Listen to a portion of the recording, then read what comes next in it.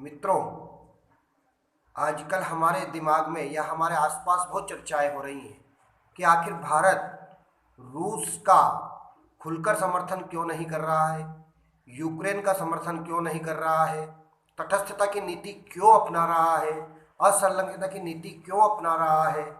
क्या कारण है कि वह असंलग्नता की नीति अपना रहा है।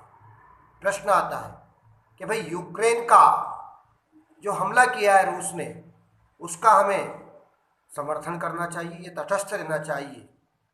अधिक से अधिक प्रश्न इस प्रकार के मन में घूम रहे हैं, लोग वक्त चर्चा कर रहे हैं। तो मैं बताना चाहूँगा कि भारत मुख्य रूप से रूस का तटस्थता पूर्वक समर्थन क्यों कर रहा है, इसका क्या कारण है, इसके क्या मायने हैं।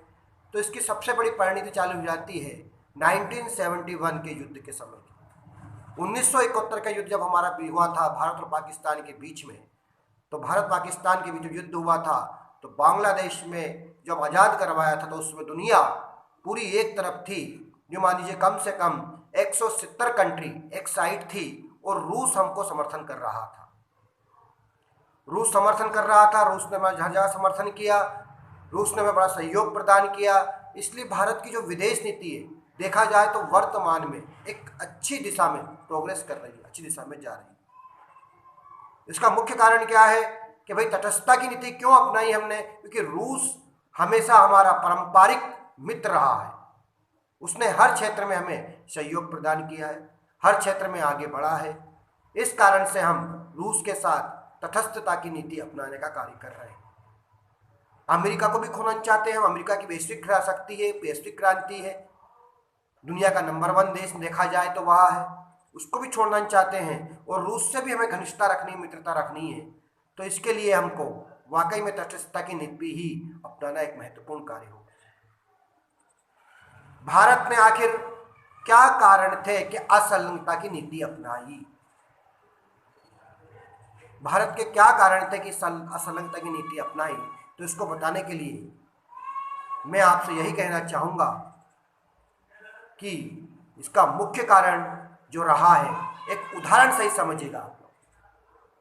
मेरे इस चैनल पर समसामयिक जो भी जानकारी होती है, जानने के लिए, डिस्कस करने के लिए, आप लोगों को प्राप्त करने के लिए, अच्छे अच्छे वीडियो प्राप्त हुआ, ऐसा क्यों हुआ, क्यों नहीं होगा, क्यों होता है, सामाजिक वीडियो प्राप्त करने के लिए मेरे इस साउसर आर्ट्स चैनल को आप सब्सक्राइब कीजिए, लाइक कीजिए, कमेंट्स कीजिए और इसको अधिक से अधिक बढ़ाइए, ताकि मैं आप लोगों के सामने इसी प्रकार से करंट जो मुद्दे होते हैं, करंट राजनीतिक मुद्दे हुए या अन्य मुद्दे हुए, योग संबंधी जानकारियाँ हुई, सब मैं आपके लिए लाता रहूँगा, जो कि एक स्वस्थ मन के लिए, स्वस्थ शरीर के लिए बहुत आवश्यक होती है। बात आ जाती है हमारी यूक्रेन की। तो यूक्रेन पर हमने तटस्थता की नीति क्यों अपनाई और रूस ने यूक्रेन पर क्यों हमला किया। पहली बात तो रूस ने यूक्रेन पे हमला इसलिए किया, एक उदाहरण मैंने बताया, अभी आपको उदाहरण बताना चाहूँगा आपको। देखा जाए, भारत है, भारत देश है, भारत देश के पास में कौन, बांग्लादेश है या नेपाल है। मान लीजिए भारत देश या बांग्लादेश के पर, भारत देश या बांग्लादेश या नेपाल पर कोई विदेशी शक्ति आकर अपने सैनिक अड्डे बना ले। मान लीजिए चीन ही आकर अपने सैनिक अड्डे का बांग्लादेश से बना ले, बांग्लादेश से बना ले अपने सैनिक अड्डे और हम पर नियंत्रण रखना प्रारंभ कर दे।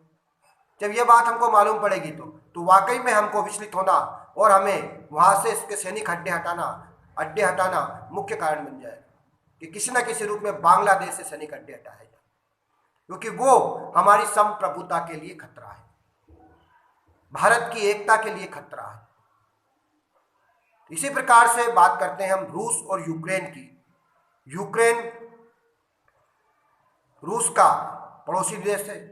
सोवियत संघ के समय पूरा यूक्रेन एक था, लेकिन सोवियत संघ के बाद, विघटन के बाद यूक्रेन अलग हो गया और यूक्रेन पर नाटो देश की मंडराने लगे, नाटो देश से मित्रता करने लगे। भाई हमसे मित्रता कर लीजिए, हम आ जाइए। अगर नाटो देश में यूक्रेन मिलता है, यूरोपीय संघ में यूक्रेन मिलता है, तो वाकई में एक स्थिति बहुत गंभीर पैदा हो जाती है रूस के लिए। इसी कारण देखा जाए तो रूस ने यूक्रेन पर हमला किया। रूस का कहना यही है कि भाई आप एक काम करिए, नाटो से संबंध विच्छेदित कर लीजिए, संबंध दूर कर लीजिए, हमें कोई दिक्कत नहीं आएगी। तो इसी कारण बताना चाहूँगा कि मुख्य रूप से रूस ने यूक्रेन पर हमला किया। यूक्रेन को इसकी बात माननी चाहिए और अपने सरेंडर कर देना चाहिए और नाटो से दूरियां बना लेनी चाहिए। एक बहुत अच्छे पड़ोसी की यही नीति होती है। वर्तमान बात यही कहलाती कि इनको इस प्रकार का निर्णय अपनाना चाहिए। अगर देखा जाए भारत के सामने भी ऐसी स्थिति पैदा होती, भारत भी स्वाभाविक यही करता और यही किया है हमने। कब किया हमने? बांग्लादेश को जब आज़ाद करवाया था, बड़ी समस्याएं गंभीर हो गई थी हमारी। तो देखा जाए तो रूस ने यूक्रेन पर जो हमला किया है वो एक उसकी सुरक्षता की, उसकी अखंडता बनाए रखने की, उसकी संप्रभुता बनाए रखने की एक मजबूरी थी। संप्रभुता के लिए कई बार कठोर कदम उठाने पड़ते हैं। हाँ, मैं मानता हूँ कि युद्ध से कोई समस्या हल नहीं होती।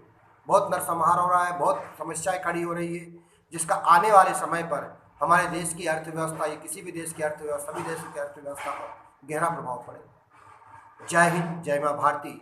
इसी प्रकार के तात्कालिक मुद्दों को, वर्तमान समस्याओं को मैं आपके सामने लाता रहूँगा। इसके लिए आप मेरे इस वीडियो को कमेंट्स करें, शेयर करें, लाइक करें।